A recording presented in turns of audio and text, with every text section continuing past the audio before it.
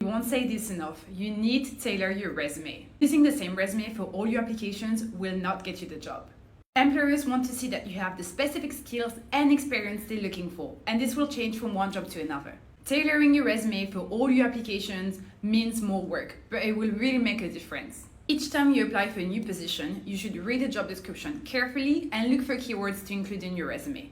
Resume keywords are specific words or phrases that describe the abilities, skills, or experiences that recruiters are looking for in a candidate. For example, here is a job description where I've highlighted important keywords like sales, marketing, Microsoft Office suite, prospecting, and account maintenance. You will have to add these keywords if you do have the skills and qualifications in your skills section, work experience section, and in your resume summary. Also, not all of your work experience, education, or skills will be relevant to the job you're applying for. So you can choose to remove irrelevant information or add relevant one based on the job you're applying for.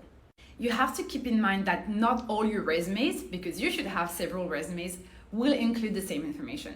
To help you tailor your resume faster, you can create a master resume with all your work experience, like your volunteering experience, internships, all your education information, like your training, certifications, etc. Basically, all the information regarding your professional profile. Of course, you won't submit this master resume, but you can pick information from it every time you need to create a new resume. The difference between a good and a great resume is often the level of effort you put in. So put in the extra effort, and this will already help you increase your chances of getting an interview. If you're looking for more tips on how to make a perfect resume that will catch the attention of recruiters, check out the link down below.